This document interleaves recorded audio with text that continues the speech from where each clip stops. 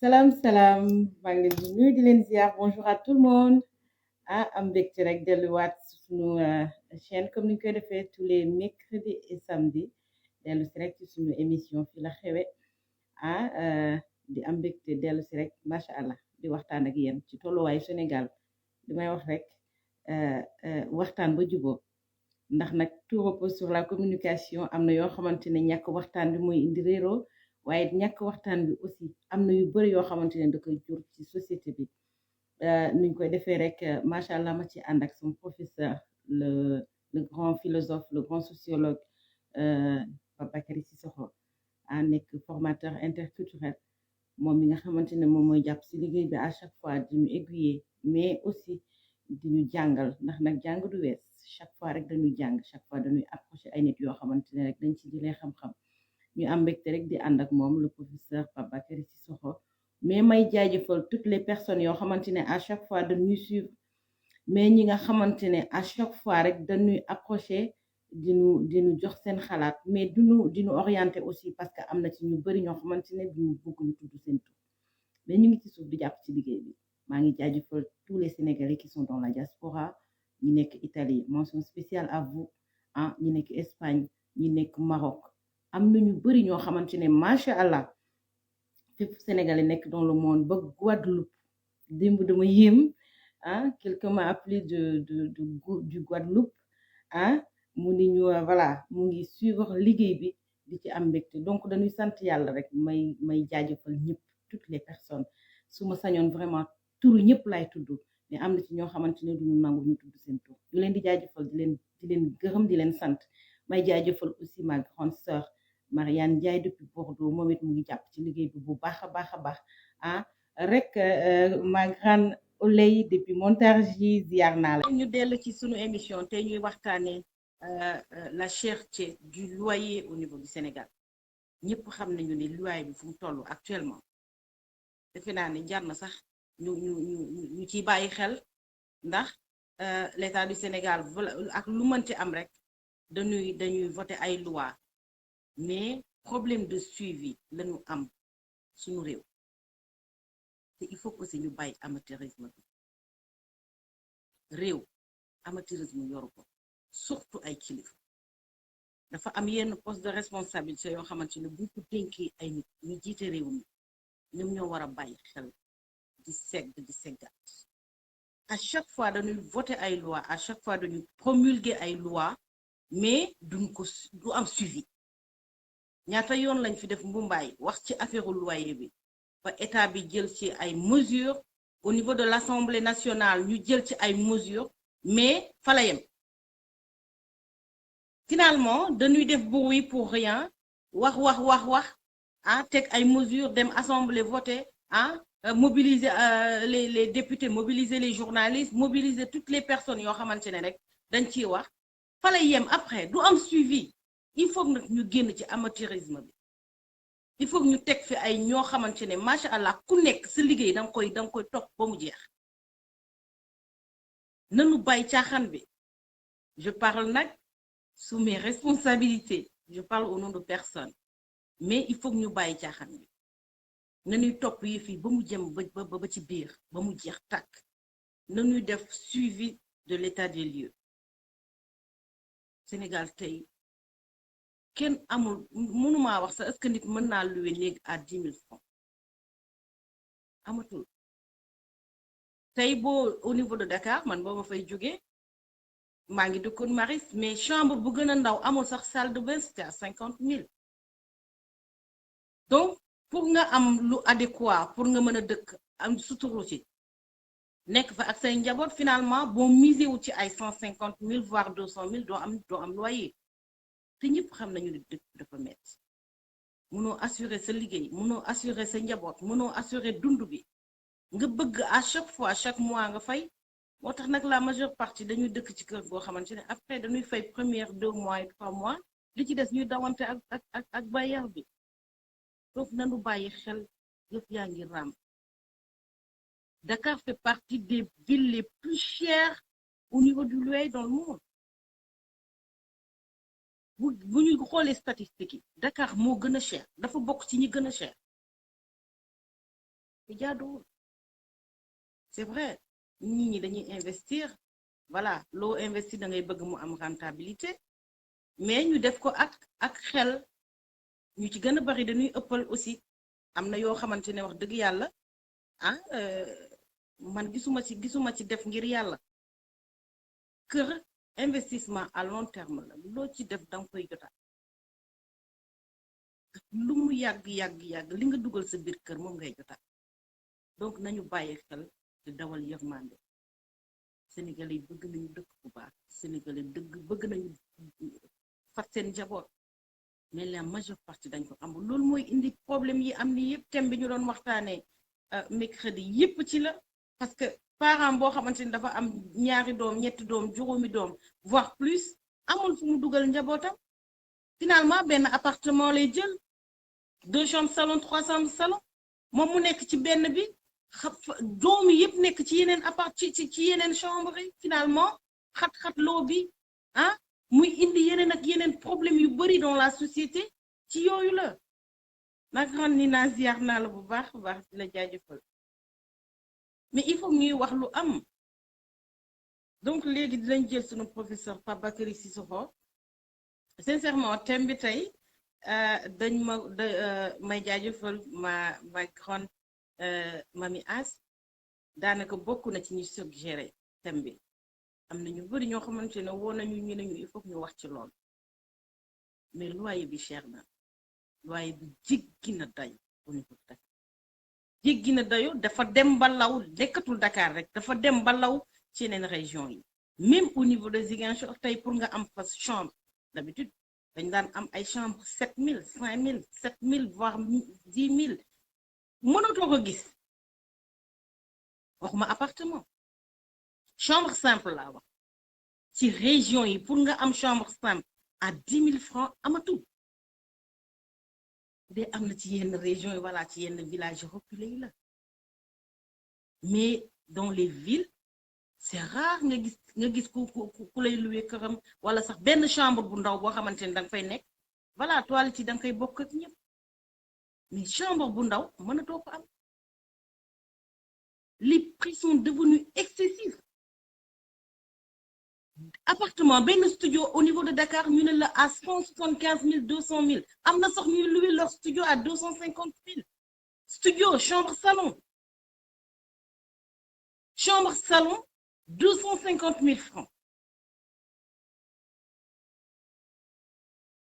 kon nga xamante ne jéggi na dayoo c'est vrai ku tabax sa kër da ngay bëgg rentabilité mais encore une fois dañu dawal yërmande Sénégalais yi dañoo bëgg di fat seeni njaboot dañuy bëgg di suturlu mais ñu bari amuñu moyen ñëpp xam nañu ne Sénégal dafa metti pour nga am fa benn liggéey boo xamante ni dañ lay fay 100 000 par weer ngay daw ba daam pour nga gis benn liggéey boo xamante ne ce sera voilà confirmé que weer bu dee dañ lay fay 150 000 francs macha allah da ngay daw ba daanu donc père de famille boo xamante ne li muy fayeeku par weer ma toog sax 200 000 mu dem jël appartement à 250 000 kooku fan la jëm loolu waral rek à chaque fois ñuy inciter sunu mbokk ñu góor ñi ñuy bàyyi seen soxna yi ñuy liggéey parce que léegi benn loxo mënatul yor kër parce que bu fekkente ne borom kër gi dafa xuus jàll liggéey te en général ñu ci gën a bari premier mois yi rek lañ lay fay après yeneen ni dañ lay dawloo ñi nga xamante ne nekkuñu ci dans les bureaux ñu ngi les maçons les autres corps de métier des fois sax da ngay gagner marché boo xamante ni danga koy liggéey boo paree nit ki daf lay dawloo foo jëm kañ ngay jot sa xaalis ba fay sa loyer kañ ngay jot sa xaalis ba toppatoo say doom kañ ngay jot sa xaalis ba def ci sa njaboot def ci sa jabar def ci sa bopp def ci nit ñi famille bi nga xamante ne dañ la yaakaar dafa metti donc il faut que ñu dawal yërmande il faut que ñu bàyyi xel Dakar est devenu trop cher te yëf yaa ngi law. Bonjour à vous professeur, vous avez la parole. Bonjour Oumi. Alors, le sujet qu'on va aborder aujourd'hui, c'est un sujet sur les loyers. Pourquoi les loyers sont chers au Sénégal? Oumi, il faudrait tout simplement que nous jéem a comprendre lan mooy loyer. Xam nga soo nekkee nit da ngay nekk fenn soo nekkee fenn avant ce qu'on appelle l'état de nature nit ñi ci àll bi la ñuy dëkk comme nag yi comme mbaam yi comme rabu àll yi. Après nit ñi ñu ne mënuñu def ce qu'on appelle la transhumance xam nga Sénégal soo déggee transhumance ñoom politique la ñu foog ni mooy transhumance non transhumance ci affaire rabu àll yi les animaux la transhumance c'était ça. Après ñu def ko ci politique parce que au Sénégal les politiciens fu ngelaw bi dem rek ñu dem ah dañuy tourner rek loolu après ñu leen di saboter ñu ne dañuy transhumant kooku nag bëri na seen dëkk dañuy bëri na seen dëkk de te transhumance baaxul ça veut dire que amuloo tu n'as pas de conviction sooy def transhumance bu bëri ça veut dire que amuloo conviction gëmuloo dara au Sénégal ñu ne gëmuloo dara ñun nag dañu gëm dara ñun dañu gëm dara moo tax man duma politique parce que politique en général da ngay fen da ngay def transhumance dañ may oo fu mu nekk pour ma def politique ñun dañuy jaay xam-xam dañ lay conseiller dañ lay orienter dañ lay yee loolu mooy suñu liggéey moo tax duñu def politique ñu ngi def beneen façon politique mooy par exemple di wax loyer suñu façon la di inciter nit ñi ñu xalaat politiciens yi ñuy dégg parce que Oumy ñëpp ñu ngi ñuy déglu ñëpp ñu ngi ñuy déglu dinaa la ko wax léegi ñëpp ñu ngi ñuy déglu Oumy et lu ñuy def nii mu ngi am ay résultats mu ngi am ay résultats Oumy alors je le dis tout de suite d'ailleurs hein. Hier, une télévision du Sénégal, ITV, m'a appelé, mon ami Songué Diouf, le grand professeur de philosophie. Nema, vous avez passé une émission, c'était Binta. Oumi, Dembe, ils ont fait un reportage sur Binta et il y avait une dame dans le plateau. Moune Songué, jox mon numéro de téléphone. Songué dit ma laaj numéro. Ma ne ko mais Songué yow tamit sama xarit nga ah ñu ngi bëgg a dimbale Binta ah Oumy Ahmad ñu ngi ko bëgg a dimbale bu ma laaj téléphone waaye jëlal ah mu oo ko Oumy gentiment m'a appelé aujourd'hui donc tu vois que ñu ngi on fait du très bonne chose on fait de la politique à notre façon donc léegi nit ñi les animaux nit ñi au lieu que ñuy dem fu nekk xam nga sooy dem fu nekk doo mën a liggéey su amee guerre doo mën a tabax les gens se sont sédentarisés mooy da ngay samp toog benn place waaw nga toog benn place nga tabax tu construis quelque chose alors nu mu mënta bon di nga am sagaru nekk fu ngay nag une hutte une case soo demee Casamance tu trouvais des cases soo demee chez les Bassari tu trouvais des cases etc et après avec l'évolution on est venu au ciment aux briques etc et c'est comme ça qu'au Sénégal ils ont créé les bailleurs sociaux comme les HLM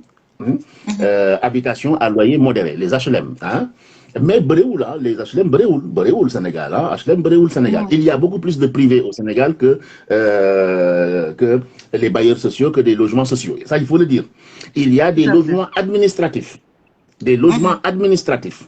d'accord yooyu ñoo am Sénégal donc Oumy il faut savoir kooku ma wax leen ko Sénégal les pays africains ñoo commencé Airbnb bara Airbnb Airbnb yi ngeen di gis nii la mais Sénégal dañu doon def on a toujours fait du Airbnb Oumy l'a dit tout à l'heure soo amee benn kër nga loué benn pantre lañu doon wax pantre on appelait ça pantre une petite chambre et cetera hein ku jóge Casamance di dem Saint-Louis amul kii donc ñu loué ko benn pantre ci benn kër après joxaale ko bool xam nga le bool mooy pour la restauration à la fin du mois nga fay bien donc yooyu yëpp loolu mooy expliquer effectivement le problème de la transhumance de la sédentarisation nan lañ ñëwee ba am sa kër léegi le problème bu am mooy que soo demee Dakar qui est une grande ville soo demee dans les autres villes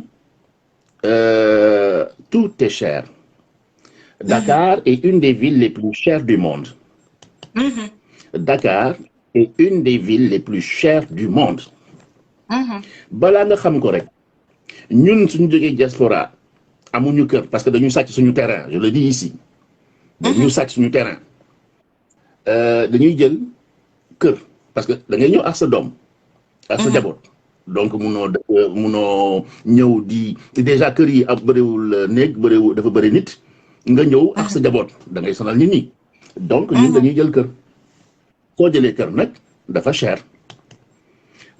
trop yooyu ay location la mais imagine kenn ku bëgg a louer kër pour dëkk ak jabootam Oumy l'a dit tout à l'heure mais le niveau de vie au Sénégal c'est quoi le salaire moyen man sama temps c'était 45 000 mu avancé tuuti je pense qu'aujourd'hui on doit être à 75 000 tout à fait oui 75 000 80 000 attention sama gars yi attention le salaire moyen ça ne veut pas dire que ñëpp moom la ñu am c'est le tey SMIC maa ngi lire journal bi c'est le SMIC tey ñan ñooy am SMIC combien de personnes il y a 15% je crois de fonctionnaires 25% de salariés ou 30% de salariés ou 40% sur le neexee je n'ai pas les statistiques 40% de salariés fonctionnaires ak privé soo ko boolee mu def 40%.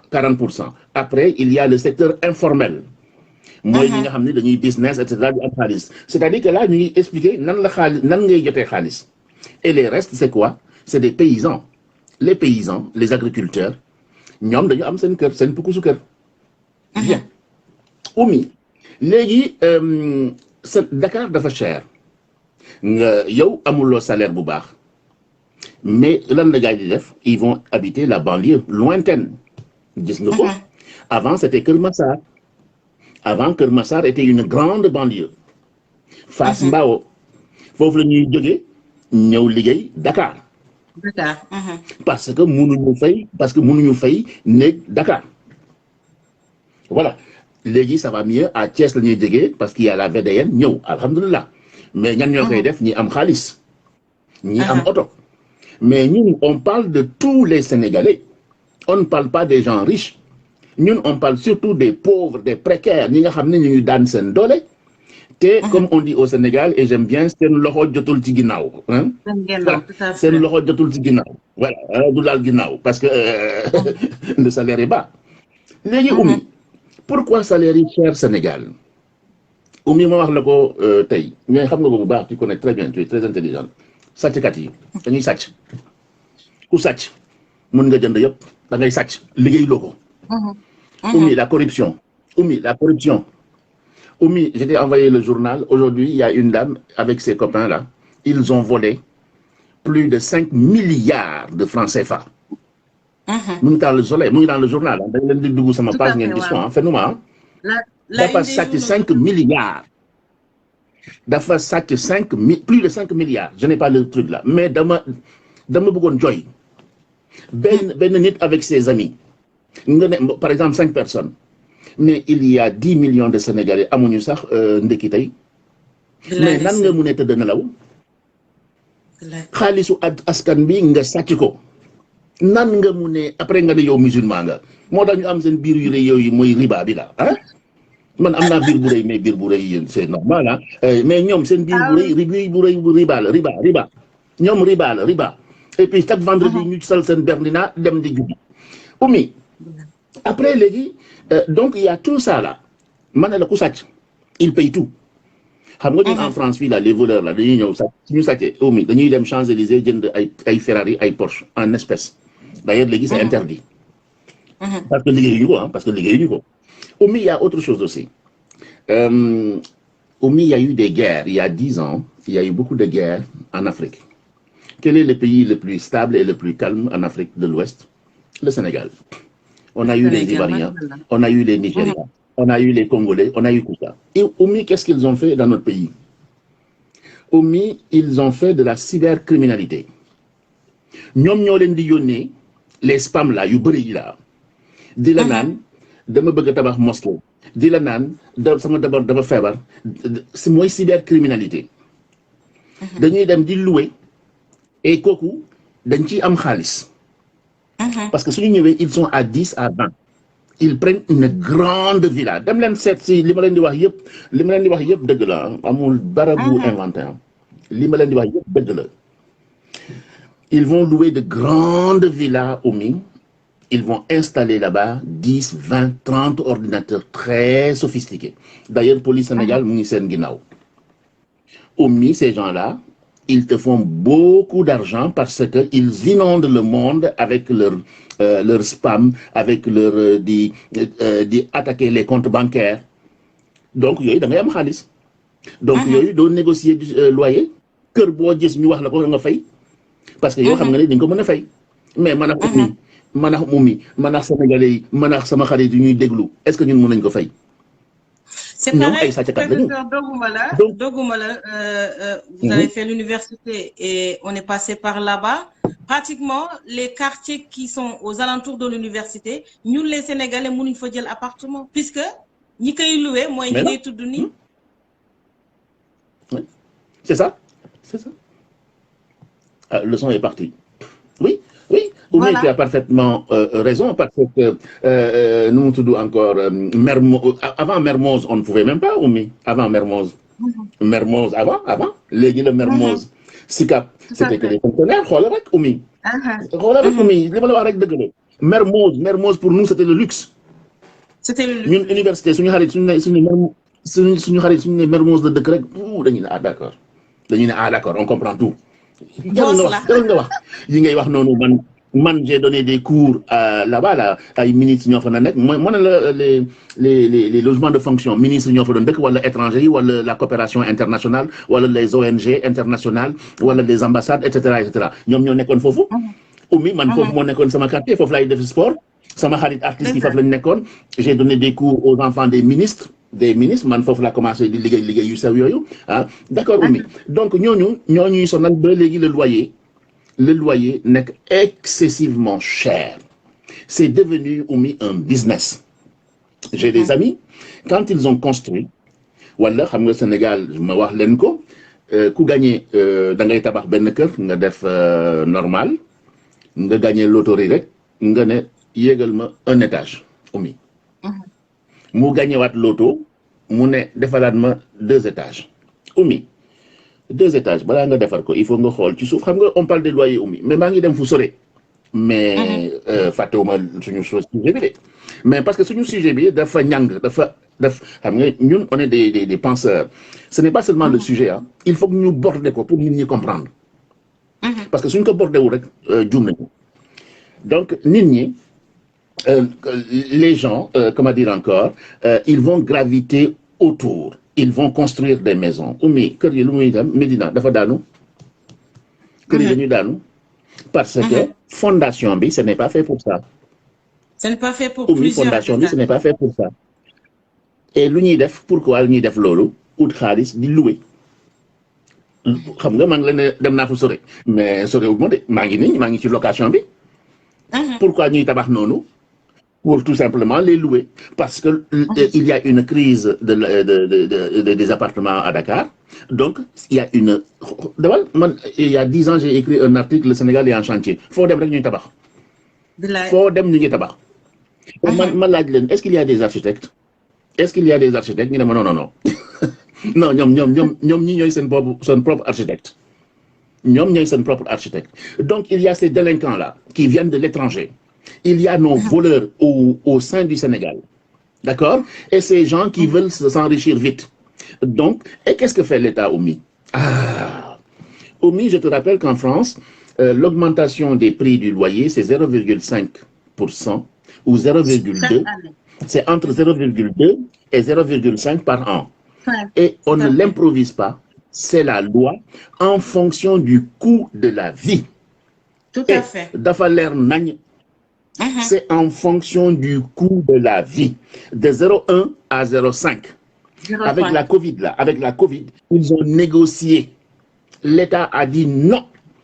Nit ñi sonn nañu parce que avec la Covid, il y a eu encore du chômage partiel, etc. Donc l'État, pour dimbali nit ñi, mu ne leen, il faut réglementer ça encore plus. Mais Sénégal, Oumy, fan nga gisee benn député qui parle de ça parce que comme tu l'as très bien dit, ils nous ont tellement parlé des loyers qu'ils vont les contrôler, etc. Mais dara, on n'a rien vu. Oumy, on n'a rien vu. Et pourtant, ñu ngi koy wax. Pas de suivi, rien. Donc, il y a effectivement une liberté dans les locations. Et si on n'est qu'une liberté dans les locations, le neex ngay def, yaa ko moom. Kenn contrôlé wu la.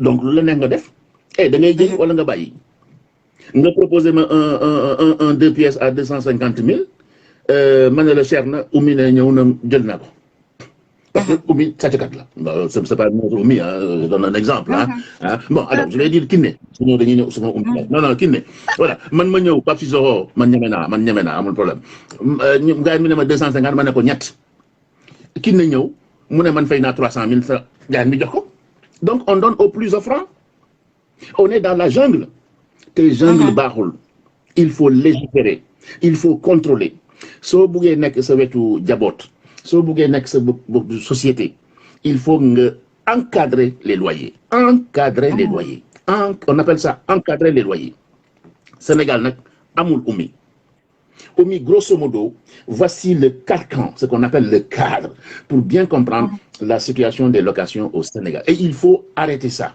il faut tey démb maa ngi den seetaan benn député dinaa ko ut mu ngi tudd Déthié Fall Déthié gaañ boobu baax na c'est rare que les députés Déthié c'est rare que les députés du Sénégal je vous donnerai ses coordonnées.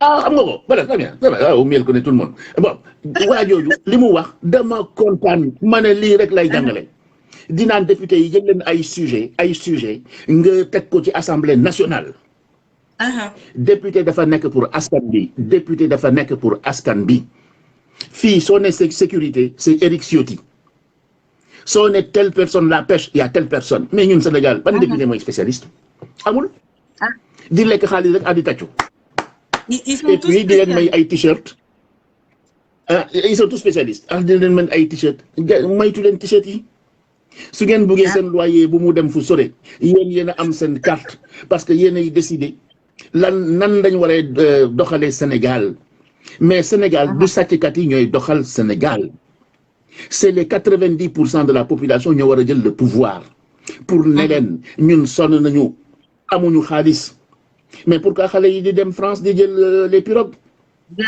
parce que sàcckat yi jël nañu yëpp pourquoi ñu jël gaal bi parce que jël nañu yëpp mënatuñu dëkk yaa ngi am sa papa ñu renvoyé ko son travail moom tamit il a beaucoup d'enfants mais kan moo ko ne mu def beaucoup d'enfants maa ngi galgal xale yi bëri nañ ci kër gi da ngay def ndànk parce que soo deful ndànk yàlla daf lay teg en face de tes difficultés xale yi am nañu jom dañuy ne sama papa amul dara il faut que ma dem ut liggéey ma gargal la xale yi tamit def leen comme Binta dem leen def menuiserie dem leen def pêche dem leen def pisciculture il y a plein de petites choses qu'on dit ici avec Oumy chaque fois ñu wax leen ko am na liggéey il y a pas de sot métier jigéen ñi dem leen ut liggéey c'est ta liberté ça ne veut pas dire que da ngay yàpp sa jëkkër mais da ngay am li lay doo ñaan donc Oumy grosso modo voici ce que je voulais dire sur le loyer et on continuera effectivement et je te dis encore une fois ñun ñoo moom suñu dëkk suñu buggee suñu dëkk dox il faut que ñu taxaw mais su ngeen fi nekkee rek di tàccu rek yéenay sonn yéenay sonn parce que kër dafa important Oumy kër mooy lan kër c'est très important Oumy si tu es mal Oumy soo amul dara li ngay lekk Oumy quand tu es persécuté dehors sa sécurité mu ngi sa kër dañuy ne en Afrique sa kër mooy sa sutura Oumy donc première chose ku am kër lu baax la mais pour nga am kër il faut ñu dimbale nga am kër ñu jox la liggéey ñu jox la salaire yaa ngi wax ku ñu fay tey suba fin du mois prochain est-ce que nañ la fay yooyu yëpp mu ngi Sénégal mais kooku yëpp mën nañ ko arrêter Oumy yooyu yëpp ñun la les citoyens moo ne la on est en faute Oumy on est en faute on n'est pas organisé donc ñun ñoo war a tabax suñu kër suñu dëkk ñun ñoo war a def en sorte que les politiques topp ñu voilà li ma leen bëggoon wax et puis on continuera avec les questions voilà parce que c'est un sujet bi nga xam ni c'est très très compliqué et très intéressant voilà. Tout à fait merci professeur d'avoir développé la question du loyer dafa am lu bari lu ci rax c'est vrai balaa ngay am loyer nga am liggéey ñëpp xam nañu ni Sénégal actuellement man xawma ce qui nous gouverne nan la ñuy organiser puisque il y a un manque total d'organisation dans la gestion du gouvernement. Je le dis avec mes propres responsabilités, ça n'engage que moi. Il faut que nous organisions, il faut que nous topions les choses. Parce que nous nous fal ay nit, nous fal ay députés, di fal ay ministres. Yo xamantene finalement bu dara amé Sénégal lu xew la ñu xam professeur. Bu nit ñi di wax loyer ñu daw assemblée dem voter. Mumbai bu député bu nu mu tuddati sax les journalistes finalement il y a tant d'investissements dans des futilités te amul solo loolu yëpp organisation la laaj député bu député yi di jóg lu ñor moo leen di yitteel ba pare à l'Assemblée nationale aussi dinañ ci def benn débat. Il y a un manque total de respect au niveau du Sénégal. Les députés, je suis désolée, si nous convoquons plénière, nous avons un téléphone, finalement, il n'y a pas de respect. Le loyer, il y a des gens qui sont professeurs, si nous le louons, nous voulons le yok. Nous voulons beaucoup de pères de famille ont été mis dehors parce que borom kër gi dafa bëgg a yokk. Donc finalement suivi bi amul fini vous l'avez dit tout est réglementé am na benn période boo xamante ne benn bailleur mënul génnee locataire ci këram parce que période du sedd kenn amul droit boobu ba pare bu fekkente ni dañuy yokk c'est réglementé chaque année la te balaa sax nga ñu koy jël sa salaire dinañ la yónnee courrier pratiquement tous les ménages dinañu jot ay courrier yu leen di wax ni voilà yi fi yokku nañ ko à 0,5% ay jëm lu ñu mën ci def rek mais suñu réew amul contrôle amul organisation amul réglementation ku nekk lu la neex ngay def boo tabaxee sa kër c'est vrai yaa ko moom mais un État ne fonctionne pas comme ça il y a une anarchie pas possible ku nekk lu la neex fixé chambre pour nga gis léegi chambre dans certaines villes munoo am chambre simple à 50 000 francs koo xamante ne yow gardien man bi ma fa nekkee restaurant bi ma yoroon les 2 gardiens ñu ngi leen doon fay ku nekk à 80 000 francs te am na gardien yoo xamante ne sax du ñu jot loolu donc yow ngay fayee ko 80 000 francs chambre bi nga dëkk sax néeg bu ndaw pukus bu ndaw boo xamante ne fa ngay sutur loo mënoo ko am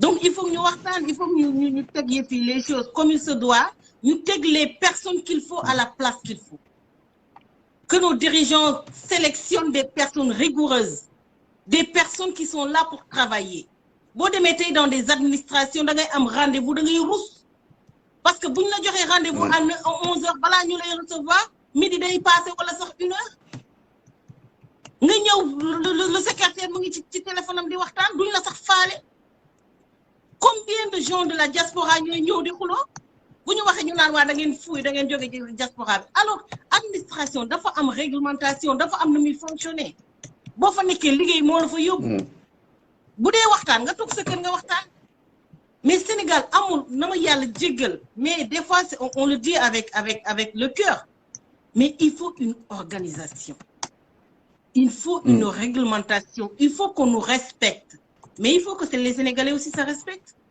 li ñuy respecter seen bopp mooy ñu tànn ba tànn jotee fi mu ne nii tànnoon nañu tànn mi ngi ñëwaat nañu tànn des gens responsables des gens qui seront là pour travailler mais pas ay affaire clan il y a dans certaines mairies yoo xamante ne ñi fa nekk pratiquement c'est les éléments du maire des personnes qui ne sont même pas qualifiées ñu jox leen ay postes de responsabilité xamuñu sax lu géej gi di riir il y a beaucoup à dire au Sénégal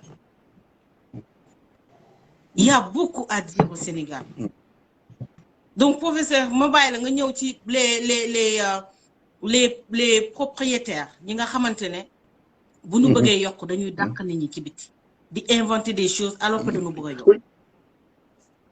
Oui, Oumi, que tu l'as bien dit, c'est le problème tout simplement, Oumi, de la loi. C'est-à-dire qu'il n'y a pas de loi. C'est-à-dire que Sénégal, c'est un pays de ma taille. Ça veut dire je fais ce que je veux. Il n'y a pas d'autorité. Il n'y a pas de... La Constitution, ils mettent le pied dessus, Oumi. Il y a beaucoup d'écrits sur ça. Et ça fait mal. Nga am sa kër. Mu bëgg a yokk prix bi mu ne la soxla naa sama kër. Mais c'est le problème du bail, Oumi. Une maison, un appartement, il y a un contrat, ce qu'on appelle un bail. Et le bail, c'est-à-dire que c'est soit 3 ans renouvelables tacitement, moi, amul sax discuter, sur la parce que, voilà, mais sauf locataire, il y a le locataire et le propriétaire. Le locataire a des droits comme le propriétaire a des droits. Bien. Mais c'est le locataire qu'on protège le plus. Parce que oui. On va prendre allez-y. Un intervenant. Salam alaikum. Oui, allez-y. Bonjour ma grande. di nuyu sama rakk jooju di ko ziar lu bare di wax ne yéen a ngi waxtaane lu am solo loo xamante ne nit ñi dañ koy ignorer te maanaam dayoom est-ce que xam nga ne Sénégal li ci góor ñi guddatuñu fan li ci loi yi dana ma yàlla baalatima je te parle en connaissance de cause. C'est ça. gis nga Sénégal bu weex deewee ñu bëri dañuy mel ni ñu perkité dañ lay romb sax te duñ la nuyu. di nekk ci seen xel. dañuy maanaam da nga leen gis nga defe ne ñi fekk nga ne ñi kii lan moo ko dal fekk na soo amul baaxul yàlla. da ngay gàtt fan quoi. ici repose la jël waxal te ici repose bi li ci ëpp mooy souffrance booy souffrir en silence la. parce que gox su nekk gox la kenn ku ko toroxal. dëgg la. parce que ci amul fu mu dëkk ak njabootam kooku ma ngi ci biti. mu nekk loo xam ne dañ ko ignorer. parce que un pays de droit comme ni ko wax moom laay ñëwaat léegi dafa yéex ci live bi comme xamoon naa thème bi donc dama ciy mën a intervenir. gis nga un pays de droit ni ñuy loué comme Sénégal du ñu loué noonu. ñun fii ñu nekk ci France du ñu ay duma propriétaire locataire là chez moi. te propriétaire bi amul droit heure bu ko neexee mu ñëw ne ma génnal. téeméeri xelam xalaat ko parce que pays de droit lañu nekk. mi ngi noonu ba tax na Sénégal tey jéggi na dayoo location ba mais tamit nit ñi dañu def ne lépp Dakar la man je suis né à Dakar grandi à Dakar ci dëgg ñoo ngi ci fen yal na ko yàlla yërëm. amiin yaa rabbi. il avait compris quelque chose bu ñu comprendrewul woon gis nga ñuy génnee Dakar. dim ñu yóbbu ñun ñëpp a doon jooyoo ne ko village bi indi di jooy bu ñu jàngee ba wàcc di daw naan sax la compris. c'est ça. ki yal na ko yàlla yërëm da yéen waaye yi ci Dakar du Dakar. te am bi mu dafa génn Dakar boobu xëy mu ne yenn dëkkuwaay yi ci Dakar du Dakar. te disait ça ñu ngi tuddoo digg si ab Mermoz boobu. daanaka màgge fa mais ba mu retraité daf ñu dégagé foofu yëpp ndax nee na du dëkk ay xam ma nuñ koy waxee yi yeneen dëkkuwaay yi. dama koy sax damay fàtte tubb yooyu nga xam ne dañ ko approché de Dakar te bokkul Dakar. ñu jël Dakar nag def ko benn haut de gamme boo xam ne tolloowul ak dëkk ba maanaam dundin boo xam ne tolloowul ak dundinu waa dëkk bi. parce que néeg boo bëgg a fay 80 000 te yow mi nga xamante ne néeg bi ngay fay 80 000 amoo salaire 80 000 ça devient grave. appartement bi nga bëgg a fay 225 wala 250 000 te amoo salaire 250 000 ça devient grave. et pourtant comme ma lay wax saa su li tax may intervenir ci say yow yaa tax ma ñemee ay internet. dëgg la. mais da ngay wax loo xamante ne ñun ñu ci mën a jàpp. parce que bu fekkoonte ne lii ngay laaj tey ñu ngi koy teg ci plateau télé yi di ci ut ay solution te ci war a wax kon du dem fii. dëgg la. du ma ci ñemee sori ndax ministre de l'urbanisme moomu démb rek ñu ngi ma yónnee ay photo mag sama alaaji aas bi bu ma ci waxee tey xam naa dina ma divorcé ba tax woon mu ne ma divorcé naa la. mais war nga wax nag war nga wax bu ko defee mu changé. mais kontaan nañ macha allah. non mais c'est vrai mais imagine loo xam ne dañu ignoré ci ñu ko wax xëy na man souffriruma au Sénégal. mais téeméer yoo jël 90% yaa ngi koy souffrir. parce que dafa metti. c'est stressant. góor ñi ko mën a supporter bëriwul boo amee nag jabar bu xamul adduna mu war laa laaj dépense war laa wax ne borom kër gi ñëwoon na fi boo moytuwul da ngay dee impact sa lay rey te doo ko tey souffrir en silence bi may ñu bëri moom la ñuy def. di la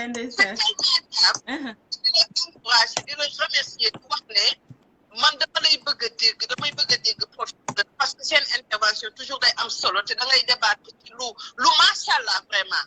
di wax nag toujours dañuy bëgg rek di di wante di waxtaan di sottante xalaat parce que fii ëpp ñu fi xam-xam kenn ëpp ñu fi vision kenn. mais di ñaan yàlla bañ teebe saa su nekk. di la kontaane di la dëggal di la dooleel daal. loolu rek a tax may dugg yàlla seeni ma. wallaay kontaan naa ba merci beaucoup merci. voilà mu nekkoon sama taalibe Cheikh bi Mariane Ndiaye ah fan su professeur Mariane c'est votre fan numéro 1. Elle est à Bordeaux. En tout cas, elle est à Bordeaux. Ah oui, je me rappelle, elle intervient de temps en temps. Elle est très pertinente. Mariam a dit vrai. Parce qu'elle a posé ce qu'on disait. C'est le problème du niveau, l'inadéquation entre le niveau de vie et la réalité. Oui. Oui, c'est-à-dire que les pays africains, tu sais, le SMIC est quelque chose de très important, ça a été bien réfléchi. Pourquoi c'est réfléchi? C'est-à-dire que non tu auras le minimum syndical. Et après, en France, il y a des aides, il y a des apports pour équilibrer. Tu sais qu'en France, il y a ce qu'on appelle la prime emploi. Moi, par exemple, quand tu as un certain niveau de salaire, c'est très bas, nous avons sa dundu dina du demee noonu dañ lay jéem a compléter pour nga am benn minimum syndical. Mais kan mooy def loolu Afrique?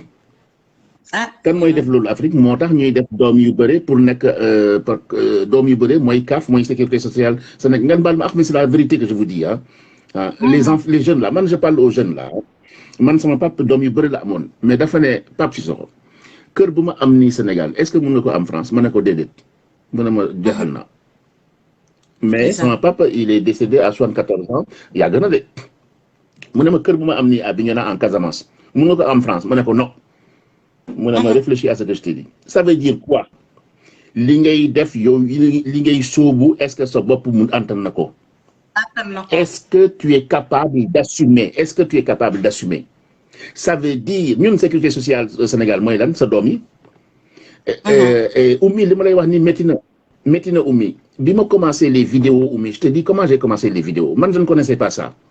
Une jeune fille que je coachais en France, Monsieur Sissoko, je suis rentré au pays au Sénégal et je travaille beaucoup sur l'échec scolaire.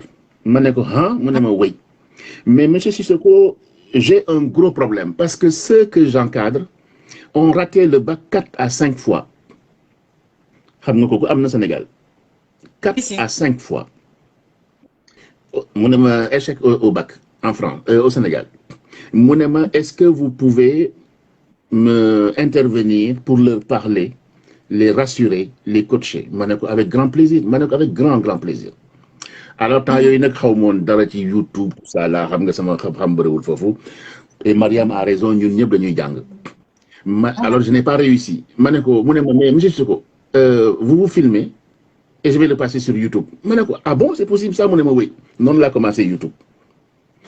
Nous stressés. Parce que si la famille te met la pression, Oumi, la sécurité sociale ARCAF Sénégal, c'est les enfants. Parce qu'ils font beaucoup d'enfants pour que les enfants aient dimbali. Si ils ont des dom, pour que dom bi, nous avons dimbali ça avec la crise maintenant, en France. En France, les parents nous dimbali xalé. Mais au Sénégal, on met la pression sur les enfants. Mais Oumi, si on a fait pression, si on a bac, on a dit il faut que je bac. Il faut que je bac. Si on a bac, parents du bac. Oumi, mais on doit réussir. Donc, on a travaillé sur ça. Et la jeune fille, là, elle était à Strasbourg, à l'université, Mounibi. On a travaillé sur ça. Boy, il me déglou. Je me excité pour ne pas ragal dara. su ngeen réussirul fii di ngeen réussir feneen ce qu'on appelle les alternatives donc Oumy soo joxee salaire bu bon nit ki Oumy je donne un exemple concret ngeen xalaat ko xam nga ñun da ngeen di ne ñun dañu def ay philosophe ñun defuñu de ñun defuñu dara de ñun maa ngi comme yéen de maa ngi ne cocc laa def mais li ma leen di wax nii da ngeen di déglu de Oumy tu donnes 80 mais madame Mariam Ndiaye l'a dit waay tu donnes 85 000 francs de salaire à quelqu'un Oumy le gars il est parti prendre pour Soba suñu gars yi tamit dañu mën Soba parce que suñu amee jabar yi nga xam ni amuñu xel ils sont bêtes duñu dimbale seen jëkkër parce que ñu ne dans l'islam il faut que jëkkër mooy moo war a gérer yëpp attention ah islam waxul loolu ah bàyyi leen fen islam la femme du prophète a aidé le prophète ah et dem leen liggéey jigéen day dimbale jëkkëram jigéen day dimbale jëkkëram prenez l'exemple de Binta elle travaille madame Mariam Ndiaye elle travaille Oumy elle travaille dur Pape Sissoko travaille dur voilà donc on se donne la main dans la main ñu kii Oumy nga am salaire bu bon boobu yow nga dem takk benn jigéen tamit bi nga xam ni amul xel donc nga jël benn loyer bi nga xam ni c'est 100 000 150 000 Oumy looy def da ngay sàcc tu détournes Oumy da ngay njublam tu l'as dit tout à l'heure Oumy on met des gens qui ne sont pas à leur place midi nga ñëw pour sa këyit nga yàkkamti non on connaît tout ça nga yàkkamti gars mi ne la mais il faut nga xaar lan la bëgg nga jox ko 1000 francs nga jox ko 2000 noonu lay wàccee tous les jours avec 5000 francs d'ailleurs les taximans là la grève des voitures là au Sénégal apparemment c'était un peu ça parce que jox ma 1000 jox ma 2000 les policiers ils avaient 2-3 femmes je n'ai rien contre les policiers moi c'est le système hein jox ma 2000 jox ma 3000 alors chacun rentre avec 10 000 15 000 ça te permet de quoi Abi tu as un faux niveau de vie tu as un faux niveau de vie c'est pas vrai c'est pas ton travail Oumy les gens vivent au-dessus de leurs moyens au Sénégal il y a 10% qui vivent au-dessus de leurs moyens au Sénégal dañuy sàcc ils sont corrompus ils détournent l'argent soo xoolee seen bulletin de paie rek ce n'est pas ça mënuñu ko soo xoolee seen niveau de vie ak seen bulletin de paie ce n'est pas possible du tout Oumy je n'ai que des amis universitaires qui me parlent du contexte ils me parlent du contexte nu mu demee donc ñooñu on les incite effectivement à nekk njublam donc c'est l'État qui ne protège pas les gens qui incite les gens à devenir des bandits un bandit c'est quelqu'un qui n'est pas sérieux qui joue avec le système et la corruption il y a un pays en Afrique par exemple les policiers n'ont pas de poche il y a une jeune fille sénégalaise qui est allée franco-sénégalaise qui est allée au Sénégal policier bi arrêté ko mu ne ko jox ma ko mu filmer ko mu def ko ci vidéo comme ça ñu parce que jigéen dafa bañ après xarit Sénégal ñu ne jox ko sinon fii la ñuy fanaan mu jox ko mais mu filmer ko donc le locataire il souffre beaucoup mais comme je vous l'ai toujours dit c'est à nous d'assurer et on met trop de pression sur les gens et on ne leur donne pas des moyens parce que quand tu mets la pression sur quelqu'un il faut l'équilibrer nga jox ko les moyens comme je vous ai dit en France on a le minimum syndical c'est ce qui te permet de vivre normalement mais au Sénégal on ne vit même pas on ne survit même pas tu tends la main Oumy man su ma demee Sénégal même dans l'ascenseur dañuy dajax benn gars mu solu la mu ñaan la xamula sax mu ñaan la dara amul kër ga de regarde madame Mariam Diagne le sait tout le monde le sait hein et il y a mon ami là Bergui Bass des États-Unis mu ne Sénégalais dafa bëri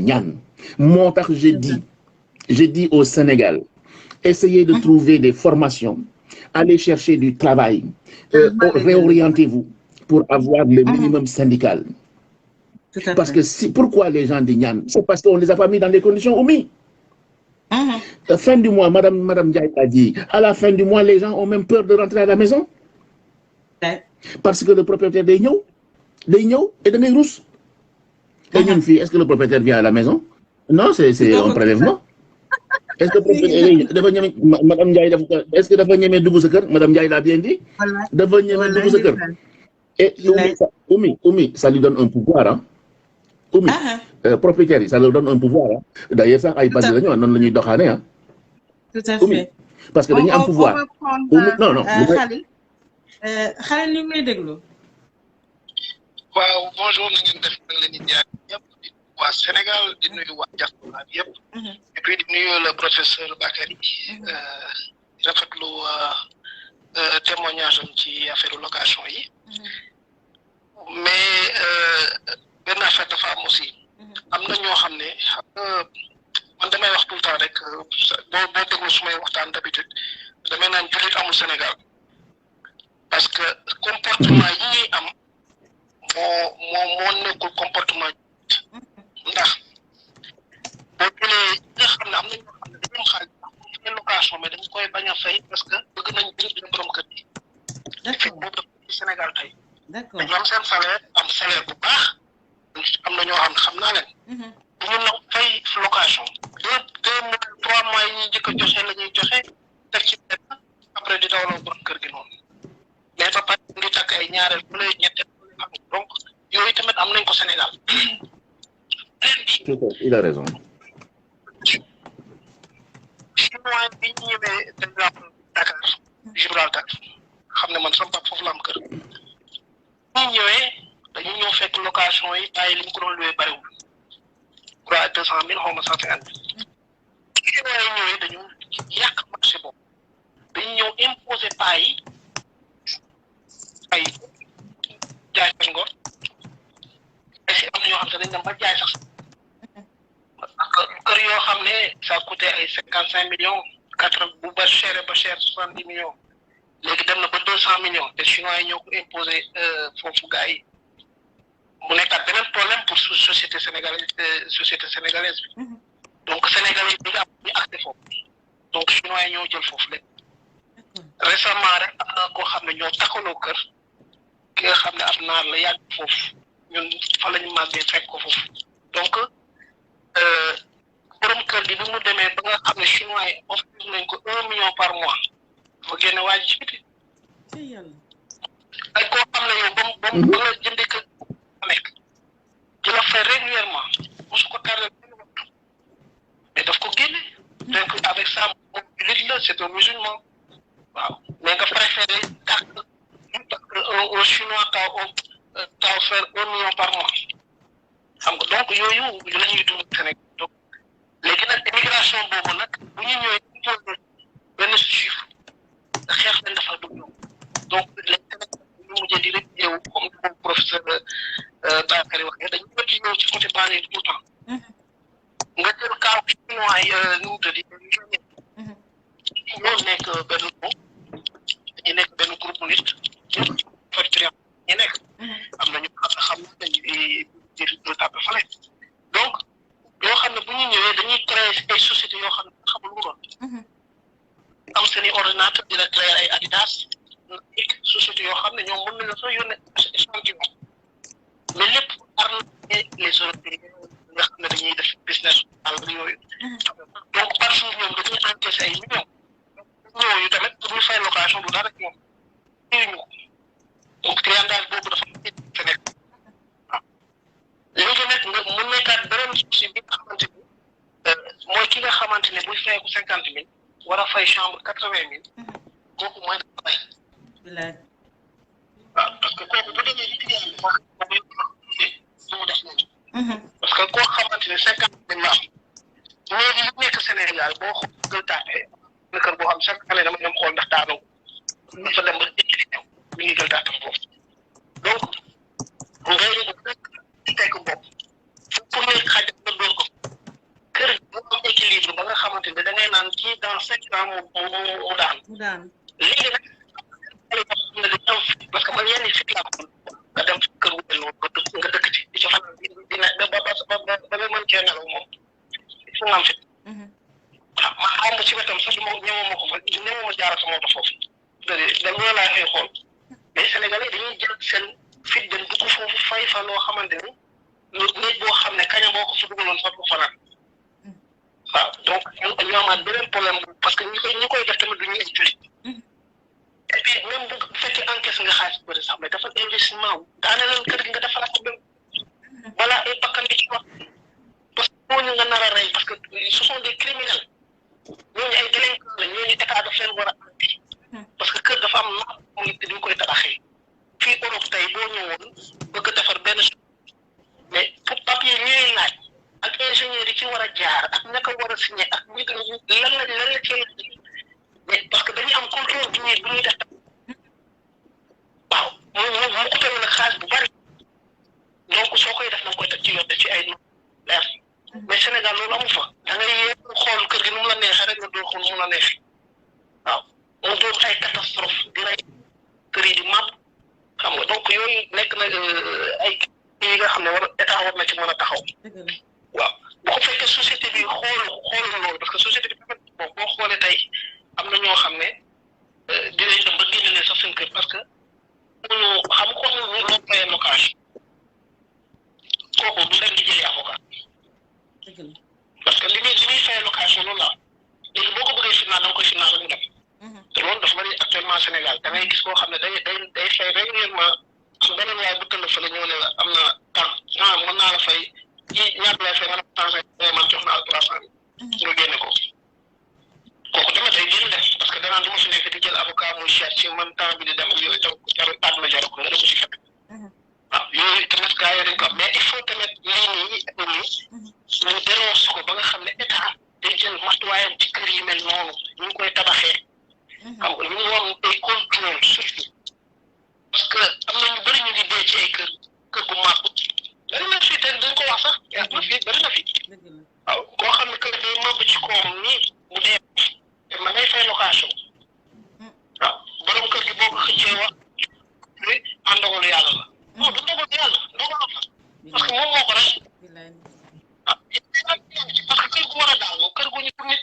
ku jàngul maçon jàngul nekkoo ingénieur tu n'es pas un architecte nga bëgg a ñëw doon architecte par force ah ñu defaral la néeg boo xam ne ciment ba ca waroon dem demu ca fondement bi war a téye bâtiment bi nekk fa kooku bu daanoo ci koom yaa ko rey waaw ba pare na nga ko ne di jël location noonu c'est pas normal donc li ñu war a xeex foofu pàcc yi bari na lool vraiment mais di remercier le professeur parce que vraiment génne na thème bu am solo fii wax dëgg yàlla vraiment moom il est toujours pertinent moom vraiment macha allah way mais nag yow di ko bu baax a baax mais nag il faut ñu def benn bataille contre le gouvernement wala tamit ki nga xamante ni mooy faluwaat ëllëg ñu jël matuwaay bu baax ci lii am tey du la dinañ ci ñëw incha allah di leen remercier ñëpp kontaan nañu bu baax Khalil kontaan nañu bu baax merci beaucoup à toi et voilà ñu koy jaajëfal bu nekkoon Khalil Faye depuis Italie ah def naa professeur dafa am quelques soucis mais dina dellu si léegi ñuy jaajëfal Khalil bu baax a baax ah mu wax lu am solo c'est vrai aussi war nañu xoolaat système de construction yi parce que tamit kër goo xamante ne voilà li mu war a jël ci immeuble fondation bi teguñ ko pour loolu ku def fondation R+1 nga jékki mu nekk R+4 wala R+5 foofu tamit il faut ñu bàyyi ci xel il faut aussi ñu bàyyi xel il faut daal li manqué Sénégal mooy problème d'organisation et de suivi affaire loyer yi mu ngi tàmbalee ci jaay terrain yi il faut ñu xoolaat yi fi càmbar parce que li dëng li yàqu dafa bari déjà terrain yi amul ku nekk lu la neex amul réglementation da ngay jékki ñu ne la fii terrain bi lii lay jar fële nga dem ñu naan la li lay jar da ngay gis benn terrain sax ñu jaay ko téeméeri nit ñaata yoon la fi Moodu jënd ay terrain professeur mi ngi nii ñaata yoon la fi jënd ay terrain finalement daf ko perte contrôle nañu contrôler encore une fois nañu contrôler te nag suñuy njiit il faut ñu respecter seen liggéey parce que li may tuddee respecter liggéeyam mooy ñu teg la ci place boo xamante ne dafa laaj càmbar dafa laaj suivi nga dox ko ba mu jeex ministre des infrastructures am na ay cabinet am na war a ñoo xamante ne ñoom ñoo war a def le suivi ba pare moom tam muy topp liggéey bi di def état des lieux di xool ndax ñii ñu ngi liggéey wala liggéeyuñu ministre boo xamante ne voilà mooy loolu il faut ñu xoolaat yi fi daal ñu teg les personnes qu'il faut à la place qu'il faut des gens compétents des gens qui seront là pour la société des gens qui seront là pour la population mais pas des gens qui sont là que pour leur poche. On le voit. Nos députés, nos ministres, patati patata. Bu ñu waxee yow finalement da nga naan ñii dañ fi nekk pour une personne, pas pour le peuple. Discours personnel rek lañ lay wax alors que peuple bi lañ fi nekkal lillahi wa rasul. Ñunu yërëm Sénégalais, les Sénégalais sont fatigués. Marianne wax na ko. Bu weer dee nga romb borom kër da nga naan kii est-ce que départul parce que du nekk sax day dox di waxtu.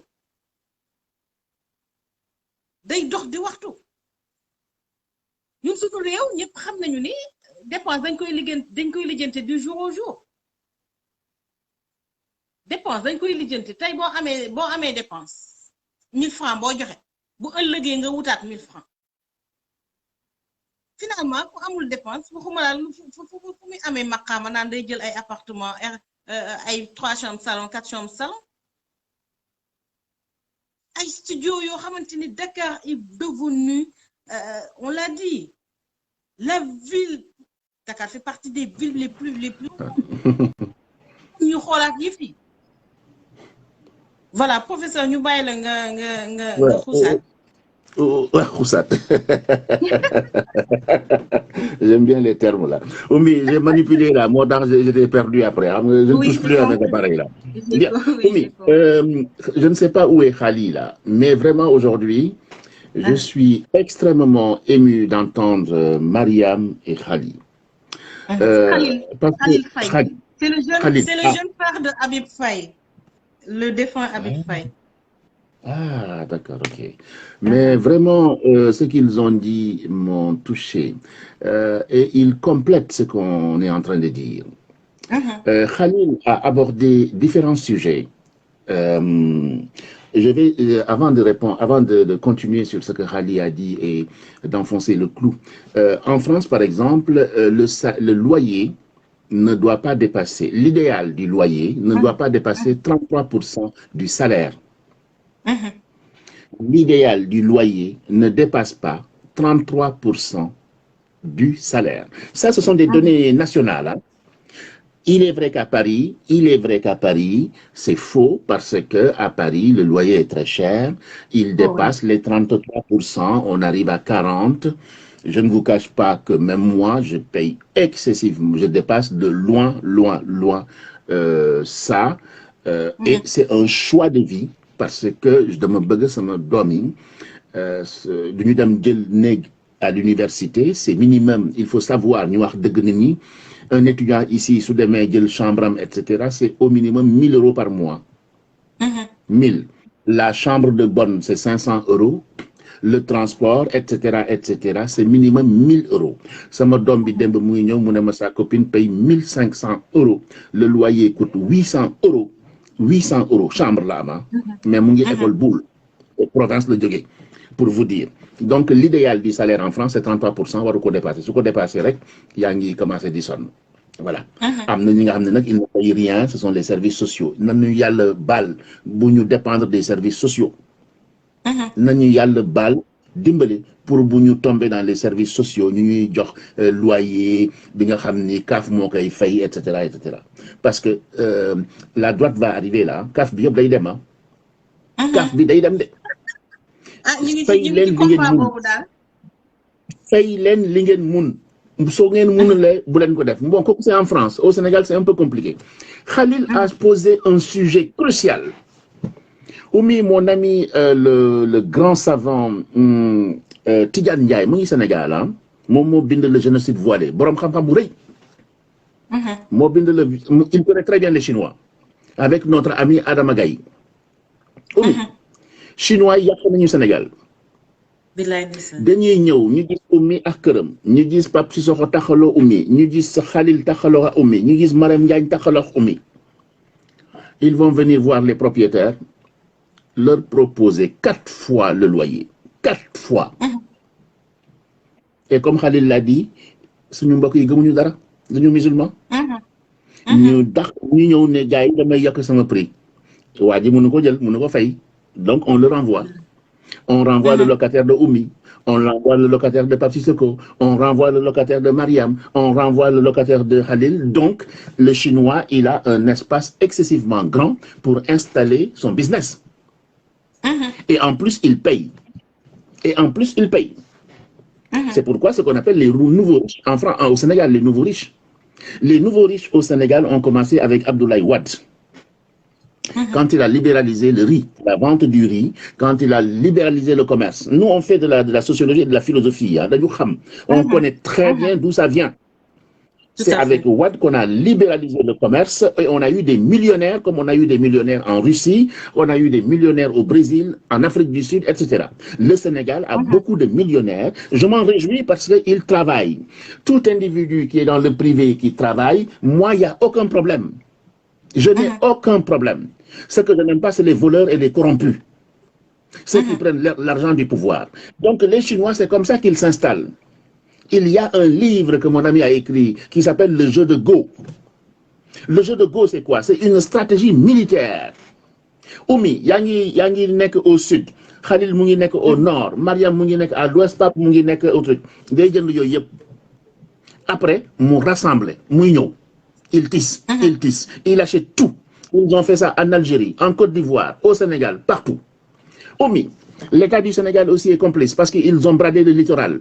Et quand ils ont voulu construire l'ambassade de Turquie, les Sénégalais se sont battus. C'est comme ça que je suis en train de me battre pour mon terrain qui est au littoral. Parce que le président Macky Sall a dit, on arrête. Il a raison d'arrêter. Parce qu'il y a eu des abus. Hein? Il a arrêté, mais c'est tout. Moi, je ne demande pas. Moi, je suis pour le respect du littoral. Hein?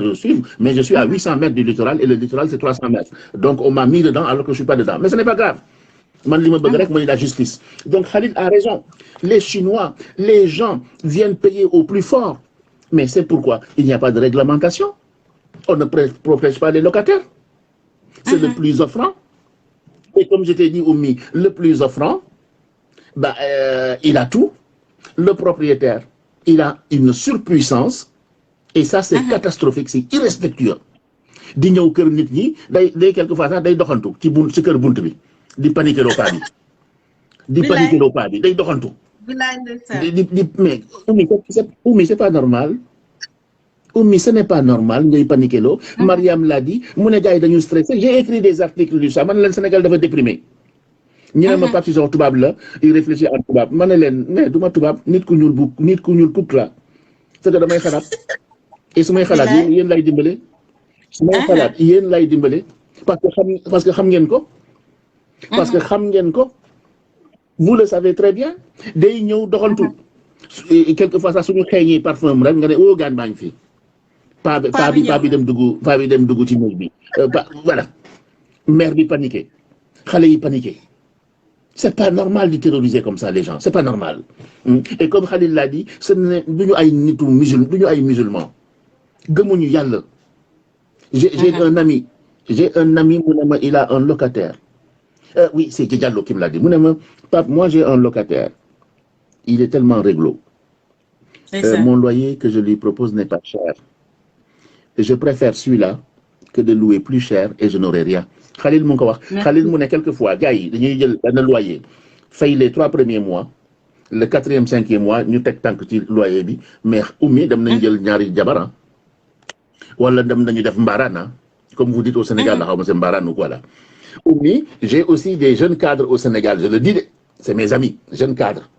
Si je viens au Sénégal quelquefois, ils m'invitent. Mais Oumi, je ne peux pas négocier. Si c'est un banditisme, parce que nous avons villa, nous louer villa, comme les imbéciles angolais, zaïrois, ivoiriens au Sénégal. Les jeunes cadres là, parce qu'ils gagnent bien maintenant. Les jeunes cadres au Sénégal, je vous dis, ils gagnent, on n'a rien à les envier, ils gagnent 1500 €. 1 million au Sénégal. Oumi, les jeunes cadres au Sénégal gagnent 1 million. Oumi, maintenant le voir. Oumi, je te le dis, ils gagnent 1 million. Il y a de très bons salaires au Sénégal. Ça, tu les jeunes ingénieurs, ils gagnent 1 million, Oumi. Je te le dis, hein, j'insiste là-dessus parce que il y a de très bons salaires. Hein. Et ça, ils ne l'ont pas volé. Mais Oumi, ils ont de bons salaires, mais ils vont s'organiser pour louer une villa de 1 million, etc. Oumy, lan la ñuy def foofu la ñuy indi seen gel yi. Après nag dañuy créer ay bureau. Ne nañu ay bureau la ñuy créer. En Côte d'Ivoire, on appelle ça le second bureau. Le deuxième bureau en Côte d'Ivoire. Sama xarit yi ñoo ma ko wax Oumy, sama xarit yi ñoo ma ko wax. Alors, mais ñoom xam nañ sama jikko su ma ñëwee Sénégal ñu invité ma su ma gisee les délinquants ñuy def rek ma ne leen saway maa ngi dem sama yoon parce que man kii je ne vais pas le cautionner. ñoom tamit ils mettent la barre très haut pour que les loyers soient chers. Il faut le dire, hein. Parce que Khalil l'a dit sur les Chinois, Khalil l'a dit sur nos compatriotes, il faut le dire. Ñu ne saabu du fa faute boppam, oui, mais il faut le dire. Ñun tamit on contribue effectivement à ces dérives et il faut l'arrêter. Il faut l'arrêter. Il faut que l'État mette son nez dedans. Il faut que l'État mette son nez dedans. Mais un État qui... tu m'excuses. J'ai peur parce que, comme il y a la cyber-contrôle au Sénégal, hein? Mais l'Union j'ai de très bons avocats, il n'y a pas de problème du tout. Hein? Ils sont des juristes, hein? Donc, mais ils sont très bons. C'est l'État qui doit nous protéger. C'est l'État qui doit nous protéger. Et Oumy, on a de très bons justices. Vraiment, Oumy, je suis très ému. Oumy, on a un procureur. Je ferai tout pour le saluer. Oumy, quand il a fait une vidéo, ngeen baal ma ak ma jël 1 minute rek benn jigéen bu dof mu dóor mindaanam mais dóor bu métti mu toroxal jëkkëram pendant 7 ans. Bi mu dóoree mindaanam jëkkëram ne il ne peut plus mu filmer ko. Oumy, le procureur a condamné la femme à 1 an. Oumy, j'ai dit bravo à ce procureur. Merci.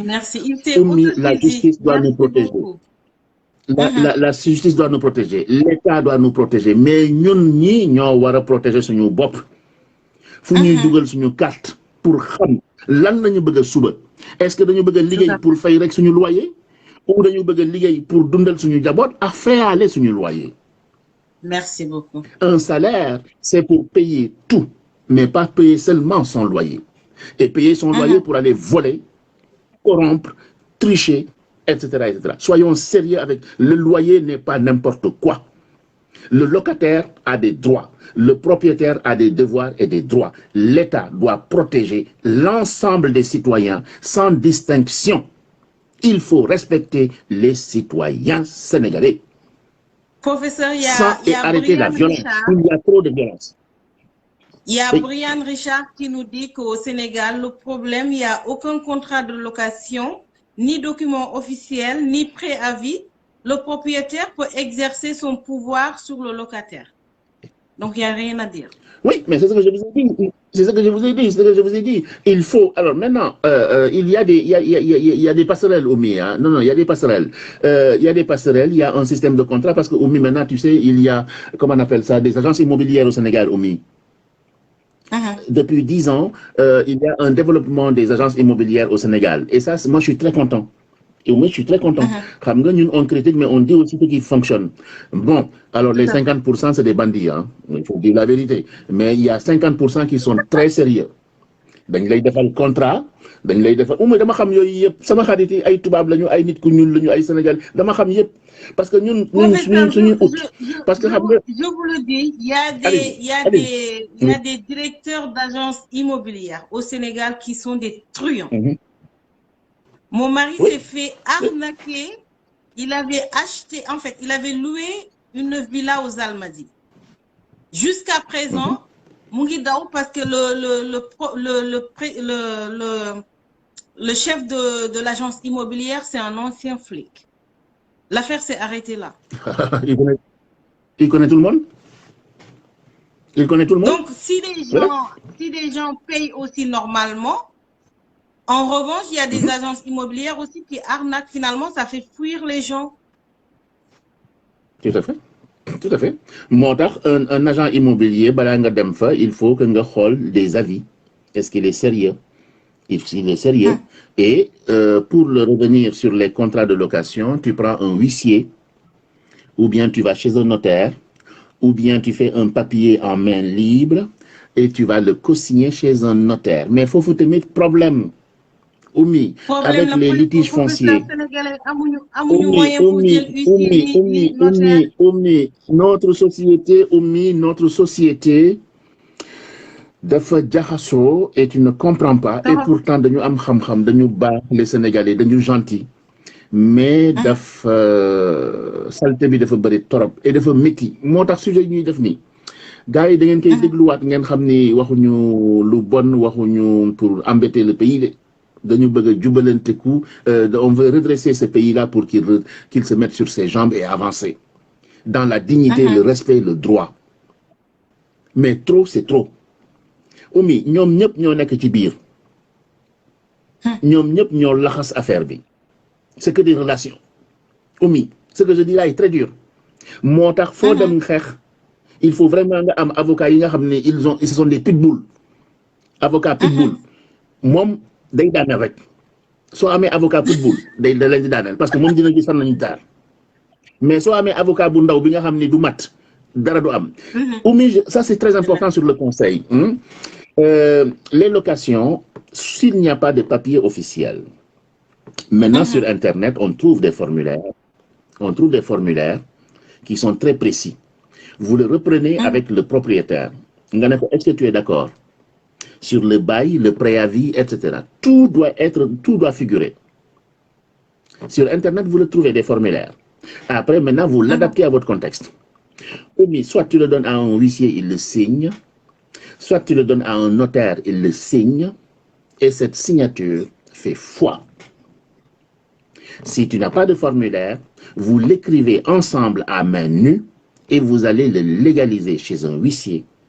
Vous allez le légaliser chez un notaire. Et quand on n'a pas tout ça, on peut aller le légaliser à la mairie ou à la police, mais ça n'a pas de valeur juridique, je pense. Je ne suis pas juriste. Voilà. Mais, vous n'aimez jamais jël kër sans ngeen bind. Parce que wax bi, c'était à la charte du Mandé. Il y a longtemps. Maintenant, la parole n'a plus de truc, hein, parce que nit ki day wax mu waxat. C'est Abdoulaye Wade qui a dit, man ma waxoon waxatuma, waxat. Il a dit une formule là, waxat en politique. Il a dit ça. Xaw ma nan lañ koy waxee ah. Wax naa leen sama wolof dafa setul ngeen baal ma. Waxat. Je sais pas, il s'est déni. Il a dit quelque chose et il est revenu dessus. Mu ne waxat. Il y a une formule là que les politiciens connaissent très bien au Sénégal. Voilà. Donc, c'est ça, c'est bien ça. Consigner sur papier. Parce que maintenant, la tradition orale, c'est fini. Et c'est les écrits qui restent. Et quand nous sommes dans mes tribunaux, avec nos nouveaux procureurs là, que je salue, les nouveaux juristes là, on a des juristes qui sont très bons, Manalène. On a des juristes qui sont très bien, qui sont très honnêtes. Je fais tout pour les connaître, tout pour travailler avec eux, leur dire, mettez la pression, dimbale nous. Souvenez-nous dimbalewul dañuy dé. Souvenez-nous dimbalewul dañuy dé. Ñom ñoo ñu wara dimbalé et ils sont tous formés à l'étranger au Sénégal etc. là. Et ils ne sont pas corrompus. Ils ne veulent pas qu'on les corrompe. Ñooñu dal ñooñu wara dimbalé. Ñooñu ñu dimbalewul dé nañu. Parce que dafa ñu am doolé. Mais nak ñom duñu bëré dé. Parce que politiciens ñu leen ëpp doolé dañuy door seen bop dañ leen di kong. Suñu gisé benn procureur bu jog rek ñu kong ko. Les citoyens ñoo war a dimbali la justice à se tenir. À la justice à se tenir, Oumi. Voilà ce que je voulais dire parce que je suis très bavard et comme le sujet est excitant, et il faut qu'on protège aussi nos compatriotes en leur donnant de très bons conseils sur les papiers, les traces. Il faut consigner chez le huissier, chez le notaire, et pas n'importe quel notaire, pas n'importe quel huissier. Ni nga xam ni ils sont bons, ils sont fiables. Tout individu qui n'est pas fiable, mu ne la yàlla ci mu waat ci yàlla sax bañal. Mu waat ci yàlla nga bañ. Mu waat ci yàlla nga bañ. Parce que après dañuy dem si ginnaaw mu ne ma astafurlah bañ leen. Billah. Merci. Merci professeur. Vraiment waxtaan bi defe naa ne on peut pas tout dire parce qu'il y a trop à dire sur ce sujet-là. Puisque c'est un sujet vraiment dafa bëri ay ramifications boo waxee loyer il y a déjà la construction il y a les terrains il y a le bail il y a tout dedans mu yaatu ba nga xamante ne les Sénégalais sont devenus très très fatigués avec cette question de loyer vite tout est concentré à Dakar am na ñoo xamante ne ils sont obligés d'aller à Dakar pour travailler même bu fekkente ne dañu dëkk voilà dans les banlieues ou bien dans les autres régions dañuy xëy di ñëw Dakar donc am na ñoo xamante ne Dakar aussi est surchargé des fois embouteillage yi rek tu seras tout le temps en retard donc munoo allier loolu di dem dëkk fu sori donc il faut nga ut benn ruq wala sax benn pukus nga nekk fa le temps que voilà ngay liggéey après week-end bi nga dem sa kër te am na ñu bëri ñoo xamante ni duñ ko mën. Donc il faut que ñu gën a accentuer surtout sur l'aspect suivi que nos dirigeants essayent de s'organiser que cette question du loyer soit totalement vidée au moins que ça soit réglementé ñu xam ne une chambre ne peut pas dépasser tant. ñu jéem a def benn xaw ma nu ñu koy defee benn système boo xamante ne daal nit ñi nañu xam fu ñu teg seen tànk ba pare kenn amul droit jóg yokk tant que bu dee fekkente ne c'est l'État qui a déjà statué le SMIC ou bien voilà le prix de base du loyer ñëpp teg ko foofu mais sinon anarchie totale mooy am ku nekk lu la neex ngay fixé ku doon louer 2 chambres salon à 150 000 mu jékki-jékki gis ni ñeneen ñëw nañ ko laaj finalement mu yokkaat ah noonu la ñuy yokk di yokk ñëpp mënuñoo dëkk ci appartement ñëpp mënuñoo jël ay 3 chambres salon ñëpp mënuñoo jël ay 2 chambres salon voire plus ñii dañuy jël lu ndaw ñi jël lu mag ku nekk fu sa doole yem foofu ngay taxaw mais il faut encore une fois ñu réglementer que cette question du loyer soit organisée ñu teg xam fu ñu teg suñu tànk. Les Sénégalais sont fatigués, les pères de famille sont fatigués, il y a beaucoup de femmes qui ne travaillent pas. Finalement, tout repose sur le mari. Jamono dafa soppeeku encore une fois les femmes il faut que ngeen jóg dem ut ci li ngeen jàppale leen seen bopp jàppale seen borom kër. Parce que bu fekkee le mari li muy liggéey ça reposera uniquement sur le loyer ak voilà la dépense quotidienne. jigéen bi mën a am feneen foo xamante ni dafa compenser xale yi yaa ngi fii jamono dafa metti y a les maladies y a tout finalement benn père de famille mënatul yor famille il faut que jigéen ñi xam seen bopp ñu daan seen doole li woon maam du tey jamono dafa soppeeku encore une fois donc professeur ma bàyyi la nga joxe voilà les instructions pour les futurs ñi nga xamante ni dañu bëgg a louer ak le conseil à donner à nos dirigeants sur cette question du loyer. C'est très simple. Quand vous voulez louer un appartement, c'est un nombre de chambres. Par exemple, nous, moi je le dis en termes en France ici, F1 c'est un studio, une chambre. F2 c'est une chambre, un salon. F3 c'est 2 chambres, un salon. Oumy, li may wax ni dina métti, mais c'est comme ça la vie. Man sax dunduma loolu mais c'est comme ça la vie léegi doon lay dund c'est-à-dire que soo amee 2 enfants da ngay am ñetti chambre sa chambre ak sa jëkkër xale bu nekk chambre am léegi naa sax maa ngi ut article boobu yàgg na sur dans le Coran où on a dit dans le Coran quand tu fais des enfants il faut assumer mooy lan ku nekk am son espace Oumy sama papa amoon na beaucoup d'enfants il était instituteur mais j'avais une grande maison Oumy j'avais une très en Casamance mais sama papa borom xam-xam la mu ne est-ce que mun nga am lii France ma ne ko non mu ne ma tu as tout compris mais kooku c'était son époque mu ne ma mon époque et ton époque c'est différent je ne l'ai jamais jugé mais je l'ai compris donc da ngeen ni xam lan ci doom yi je le dis tout le temps foofu lañu may attaqué di ma naan dof la philosophe la sooy def doom nga assurer ni tu peux assurer mun nga tëddax sa jabar doo def doom je vous le dis je suis l'un des rares intellectuels à dire au Sénégalais parce que ñoom dañuy ak chrétiens yi dañuy ne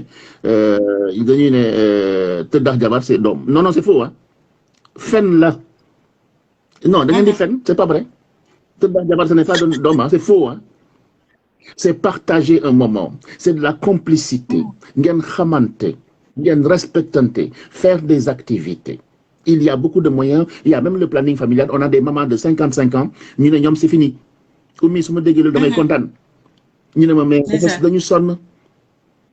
en France, il y a des femmes qui me disent c'est le mari qui me force. C'est le mari. C'est de la vie privée. Quand je donne des formations, je ne veux pas d'histoire. Je veux la vie. Donc,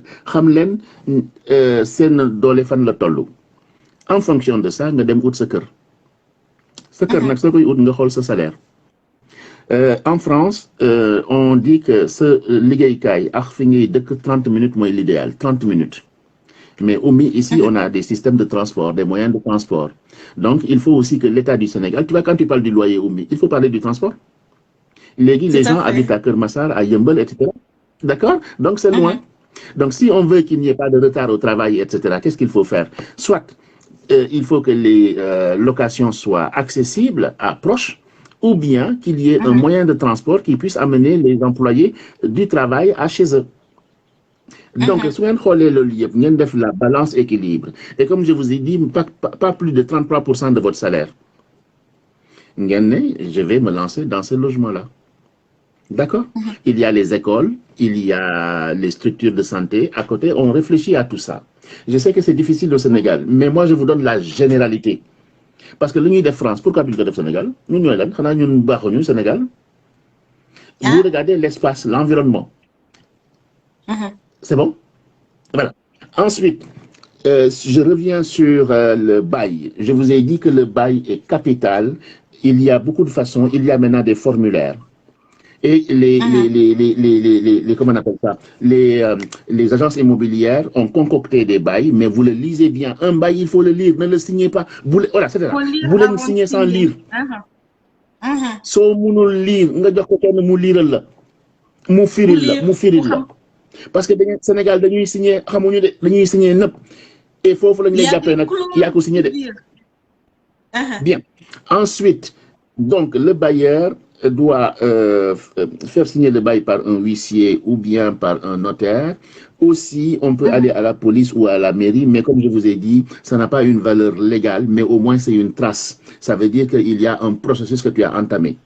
D'accord? Et il faut que nos hommes politiques, l'État protège les citoyens et encadre les loyers. C'est tous ensemble que nous pouvons effectivement faire de notre pays un beau pays merveilleux, où chacun peut avoir un espace pour vivre, un terrain pour habiter. Et pourquoi maintenant, Oumi, il y a les litiges fonciers au Sénégal? C'est parce que tout simplement, Souf dafa am khalis. Souf, c'est la location. Si tu as 4 millions par mois avec les Chinois, Oumi, jaratul ngay liggéey. Et il y a beaucoup de gens qui travaillent que comme ça. Ils ne font que de la location. Ils ne font que du business de terre. Moo tax soo demee dans les tribunaux Oumi, 50% des problèmes sont des litiges fonciers. Déthié Fall l'a dit hier à la télé, à sa vidéo. Déthié Fall l'a dit, il doit avoir des tribunaux partout, mais il manque des tribunaux. D'accord? Donc, les litiges fonciers, c'est quoi? C'est parce que tout simplement, Souf, ça rend, c'est de l'argent. Ñepp ngi jaay légui. Ñepp ngi jaay pour lan? Pour tabac. Tabac, pourquoi? Avoir un loyer, et comme ça, je ne vais pas dépendre d'un chef d'entreprise, je serai mon propre, je vis de mes rentes, je vis de mes biens. C'est ça. Mais pour ça, il faut légaliser. Attention aux constructions abusives, comme je vous l'ai dit. Soyez tabac R2, il faut que fondation biba. Soyez tabac, il y a quelqu'un qu'on appelle un architecte, d'afko jang bac plus 5, quelquefois bac plus 7. Djangam, ce n'est pas n'importe quoi. Un maître d'œuvre n'est pas un architecte. Architecte doit calculer. Après, il y a le géomètre. Après, il y a le technicien. Est-ce que Soufsi Bakhna ou le Bahoul?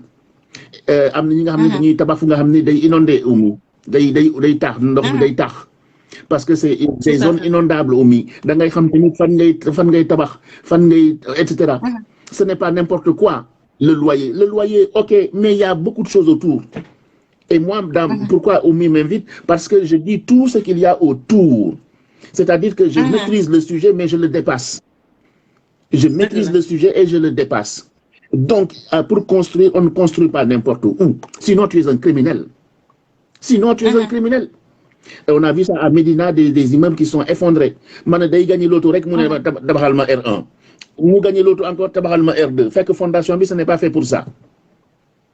Donc, il faut voilà, des mesures prudentielles, le notaire, le huissier, et puis que la société se lève pour dire à l'État, protégez-nous, encadrez, qu'il y ait des lois, des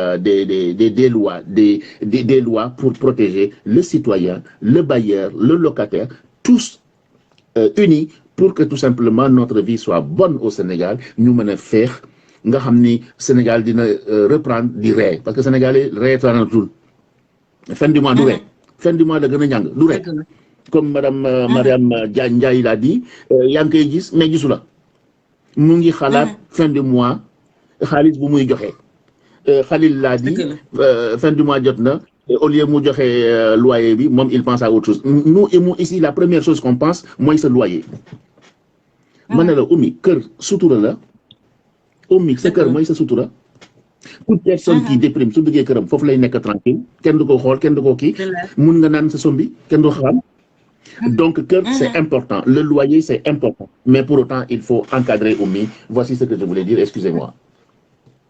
Merci beaucoup professeur. Voilà Oumy.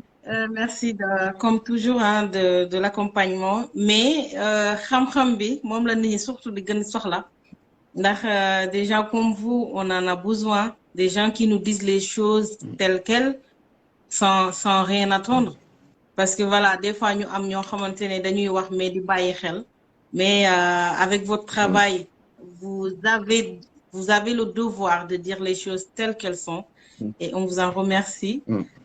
Merci vraiment d'être là tout le temps à chaque fois qu'on vous sollicite. Des fois même c'est vous qui insistez pour qu'on fasse débattre sur certains sujets. Donc merci et puis on se revoit normalement mercredi sur un autre sujet Inch'Allah. Encore une fois, merci d'être là pour le Sénégal et pour tout le monde puisqu'il y a tout le monde qui nous suit actuellement. Ñu ñaax rek nos gouvernements surtout ñu gën a bàyyi xel surtout sur la question du loyer. Dakar cher na. Le professeur l'a dit, Dakar fait partie des villes les plus chères au monde et c'est pas normal. C'est pas normal.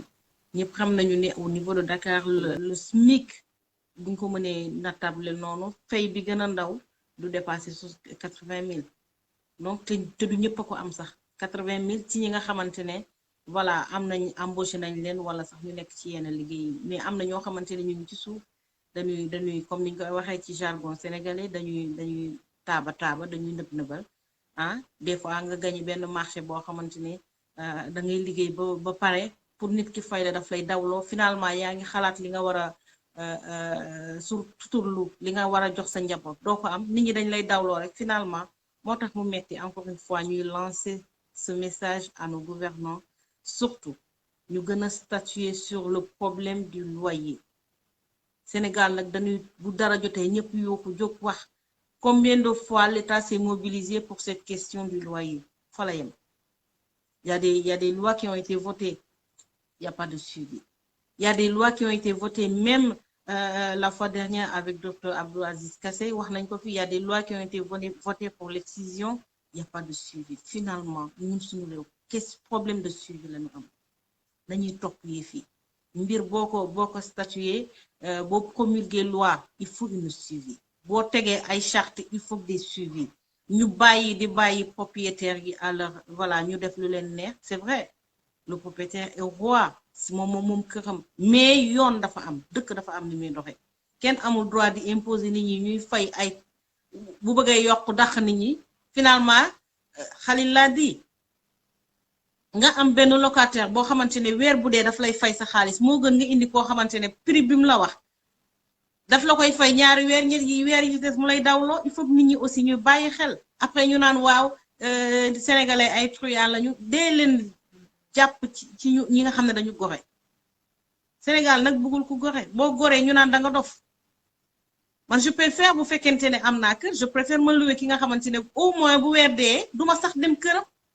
ñun fii amul benn propriétaire bu lay seet si déjà le loyer est viré tout de suite à la fin du mois donc amul lenn loo xamante ne benn propriétaire du la woo du ñu taxaw fii bu weer bi dee pa bi di doxantu li professeur di wax léeg-léeg sax parfum am ngi la xale yi di dégg naan waaw pa bi ñëw borom kër gi di nëbbatu yaay ji di naan xale wax leen ko lii wax leen ko leen finalement mu am yeneen yuy judd ci famille bi ñuy fenloo xale yi di jàngal xale yi ñuy fen yooyu yëpp ngi ci biir encore une fois nañu jàppale sénégalais yi sonn nañ loyer yi cher na te léegi mu ngi affecté yeneen région yi Dakar dafa cher te mu ngi affecté yeneen région yi am na ci région yu bari yoo xamante ne mënoon nga sax am possibilité nga louer benn appartement bu décent les enseignants les professeurs et autres dañuy dem ci yeneen région bu njëkk ba dañ daan louer ay appartement ak yooyu parce que seen salaire mayoon na leen ko mais léegi am na yu bari yoo xamante ne mënu leen ko may boo jëlee appartement yaa ngi fa dëkk nar a yónnee sa njaboot sa jabar bu dee sa jabar fekkul la fa nga nekk yaa ngi war a yónnee yaa ngi war a dundal say njaboot yaa ngi war a fay yeneen nekk yeneen def seeni projet dafa metti te ay salaire yoo xamante ne des fois professeur wax la lu muy fayeeku da ngay rus alors que ñoom ñoo jàng ñoom ñooy pratiquement ñoom ñooy def li nga xamante ne ñiy diriger suba ñoom ñoo fi taxaw donc il am na lu bëri loo xamante Sénégal li ñu war a wax dafa bëri kenn mënul wax lépp y a trop à dire y a trop d'amateurisme. Mettons les personnes qu'il faut à la place qu'il faut. Si un ministre a été nommé, s'il ne fait pas son boulot, nous remplaçons ko teg fa keneen. Si un député a été élu, député yoo xamante ne dañuy toog assemblée nationale duñu wax lenn lu dul di wax waxu. C'est vrai, le président est là. Mais vous n'êtes pas là-bas pour le président, vous êtes là-bas pour le peuple. Wax leen lu jëm ci askan wi. Député bu nekk sa gox nga fa teewal. am na député yoo xamante ne ñun waa au niveau de la Casamance man am na député yoo xam ne xaw ma leen sax parce que doo leen dégg ñu wax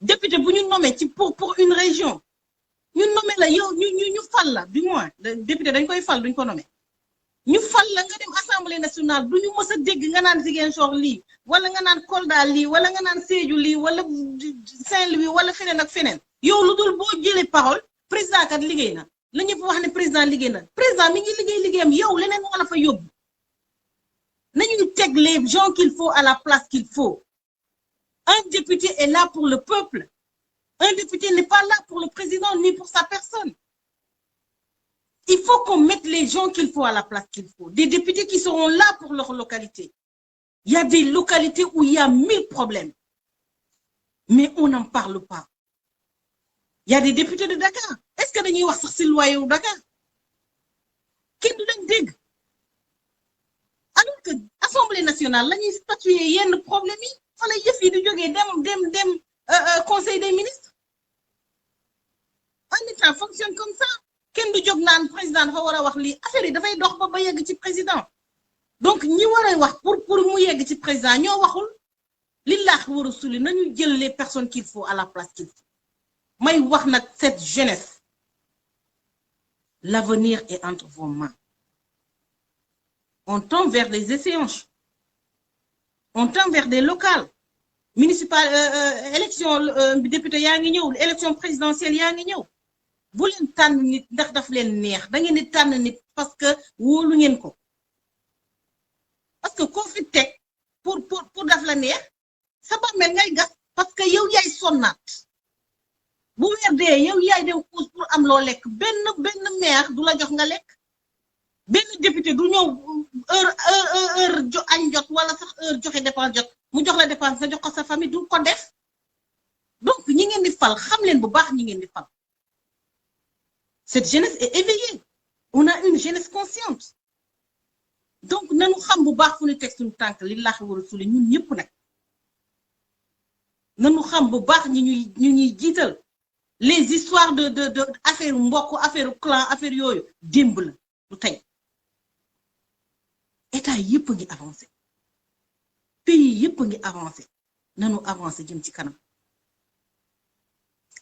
voilà lii moo nekkoon professeur y a pas de souci de toute façon on se retrouve mercredi inchallah lii lañ doon waxtaane problème du loyer vraiment loyer bi liñ ci war a wax yëpp dafa bari na nit ñi xoolaat bu baax ni ñuy tabaxee d'abord tabax yi dafa anormal tabax ay immeuble yoo xamante ne alors que R+1 rek la waroon doon ñu tabax ay immeuble ay R+4 R+5 finalement ay bakkan di ci rot yooyu yëpp a ngi ci biir problème mu terrain yi aussi yëpp a ngi ci biir foncier bi am na y a certaines localités yoo xamante ne y a des maires qui vendent les terrains ñu jàpp des espaces verts ñu koy pasar loolu yëpp a ngi ci Sénégal donc y a trop à dire encore une fois maa ngi jaajëfal ñëpp di jaajëfal le professeur Pape Bakary Cissokho comme d'habitude rek di am mbégte di ko déglu ndax xam-xam rek la macha allah bu waxee rek ñëpp xam ne xam-xam lay waxe te lépp lu mu wax rek dafa xam bu baax fu mu koy teg ma jaajëfal Marianne Ndiaye depuis Bordeaux ma grande sœur di jaajëfal Khalil Faye moom tamit depuis Italie di jaajëfal Nita la Signar macha allah di jaajëfal Ibou xaritu yaayam kontaan naa bu baax ci seen jàppale Richard merci beaucoup à vous aussi di kontaan ci ñëpp ñoo xamante ne Matar Sall ziar naa la bu baax sama frère ñëpp ñoo xamante ne à chaque fois dañuy am mbégte diñu déglu li ñuy wax rek ëppuñ fi kenn xam-xam gënuñ fay jàng kenn sottante xalaat rek la lépp rek pour suñu Sénégal baax ndax nag ku nekk da ngay dox mission ñun ñëpp ay missionnaire lañu donc nañ ko teg rek fi ñu ko waree may jaajëfal ñëpp di surtout wax jeunesse bi à chaque fois bu nu naree wax bu nu naree jëf wala lépp loo xamante nañ ko war a def rek nga nekk luy jëmal ñi kanam luy jëmal askan wi kanam surtout li nga xamante ne dafa baax lépp luy futilité nañ ko moytu lépp loo xamante ne iñaan la wala soxor wala bon nañ ko moytu ndax nag lu nit def boppam la ko defal kenn def fi kenn dara lépp lu nit teg boppam la ko defal parce que am na yoo xamante ne booy gas kàmb yow yaa ci jiitu parce que yàlla du fay lu bon yàlla day fay lu baax day fay lu bon donc loo def lu bon rek nga ci am kenn du def lu bon di am lu baax encore une fois na nit ñi di yaatal xol yi di raxas xol yi di yéenante jàmm ndax jàmm ci la lépp xëj iñaane nit ki bay inventé yenn yi amul sens iñaane nit ki ba koy yéene yenn yi amul sens yàlla ko fi ñun yàlla lañu gëm te foofu lañu teg suñu tànk maa ngi jaajëfal ñëpp encore une fois di leen jox dig daje incha allah mercredi bu neexee yàlla suñu borom ñu ñëw ci beneen thème wala sax ñu dalal fi gan de les façons dinañ leen annoncé mercredi lan lañuy ban thème la ñuy def jaajëfal naa leen di leen jox dig daje incha allah mercredi merci à tout le monde au revoir